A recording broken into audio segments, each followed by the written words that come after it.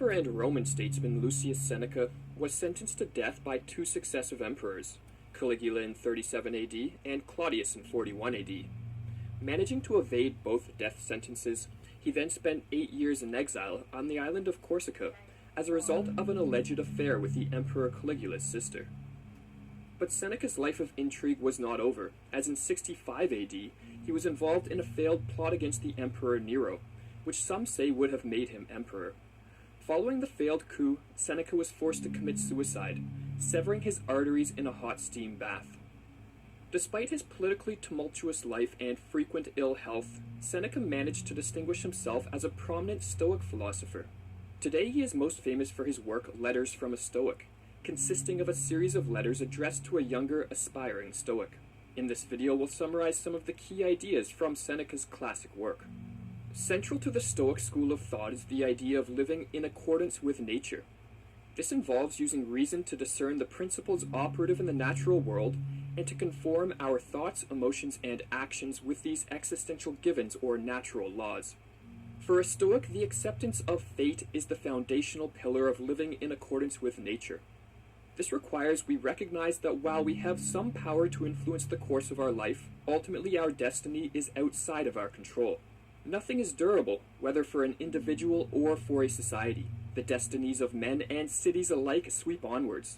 Terror strikes amid the most tranquil surroundings, and without any disturbance in the background to give rise to them, calamities spring from the least expected quarter. Most people rage against fate when it interrupts their life with harsh adversity. Seneca believed this response to be futile. Fate imposes the same constraints on the lowest and the highest alike. It wields the same authority over all. Every individual must endure suffering, illness, the loss of loved ones, and deal with knowledge of their impending death. The sensible response to this fact is to accept our lot in life, make peace with fate, and courageously face whatever it brings our way. For the only safe harbor in this life's tossing, troubled sea is to refuse to be bothered about what the future will bring, and to stand ready and confident, squaring the breast to take without skulking or flinching whatever fortune hurls at us. Most people do not believe they are capable of courageously accepting whatever fate throws their way, but instead cower from suffering, illness, loss, and death. Seneca, however, believed that we are more than capable of enduring any adversity. We merely need to look within to find the strength and inner resources required, and pay no attention to the often worthless opinions of the majority. But you needn't believe the chatter of the people around you. There's nothing in all this that's evil, insupportable, or even hard. These people are afraid of these things by a kind of general consent. My friend Demetrius has a nice way of putting things when he says that to him, the utterances of the unenlightened are as noises emanating from the belly. What difference does it make to me, he asks, whether their rumblings come from their upper or their nether regions? Many people are troubled as a result of paying too much attention to the rumblings of the unenlightened majority, allowing the opinions of the masses to influence their way of life. Such people usually spend immense amounts of time fine-tuning their appearances, striving primarily to look good in the eyes of others. But as Seneca pointed out, appearances are often deceiving, and quite frequently used as a facade to hide a self that is afflicted with weakness, fear, and self-doubt. We should therefore not judge others based on their social position, looks, or what they own, but on their inner character.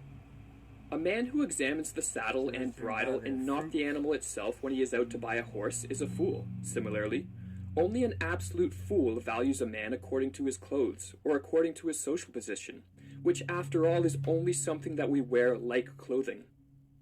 Seneca didn't think there was anything intrinsically wrong with striving after social status, wealth, or even the admiration of others. Such things can bring joy and excitement to life. But a problem arises when we become dependent on them for our well-being. All these things are external to us, and therefore ultimately out of our control, forever in danger of being taken away through no fault of our own. For no one is worthy of a god unless he has paid no heed to riches. I am not, mind you, against your possessing them, but I want to ensure that you possess them without tremors, and this you will only achieve in one way, by convincing yourself that you can live a happy life even without them, and by always regarding them as being on the point of vanishing. Instead of obsessing over status, possessions, and the admiration of others, we should strive for the Stoic ideal of self-sufficiency. This entails cultivating an inner fortress not dependent on anything outside of us, but equally happy amidst riches, comfort, and friendship as among poverty, adversity, and solitude. Seneca wrote of Stilbo, a man whose hometown was captured and destroyed, his children and wife lost, who was questioned whether he lacked anything, and replied, "I have all my valuables with me. I have lost nothing," as Seneca explained. "All my possessions," he said, "are with me," meaning by this the qualities of a just, a good, and an enlightened character, and indeed the very fact of not regarding as valuable anything that is capable of being taken away. Those words of Stilbo's are equally those of the Stoic. He too carries his valuables intact through cities burnt to ashes, for he is contented with himself. This is the line he draws as the boundary for his happiness. Most fall far short of the Stoic ideal of self-sufficiency. Rather, submerged in anxiety, fear, and insecurity, they seek to rid themselves of their inner discontent in a myriad of ineffective ways. One such tactic is to try to run away from our troubles by moving to another part of the world. Seneca warned against this tactic, writing, "Whatever your destination, you will be followed by your failings." Or as he put it in another passage, "What good does it do you to go overseas, to move from city to city? If you really want to escape the things that harass you, what you're needing is not to be in a different place, but to be a different person."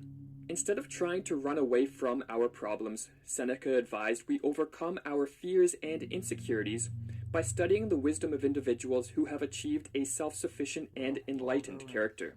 But travel won't make a better or saner man of you. For this, we must spend time in study and in the writings of wise men to learn the truths that have emerged from their researches, and carry on the search ourselves for the answers that have not yet been discovered. This is the way to liberate the spirit that still needs to be rescued from its miserable state of slavery. To muster the motivation to learn the truths found by others, and to search for answers still undiscovered, Seneca suggested we meditate on the uncertainty of our impending death.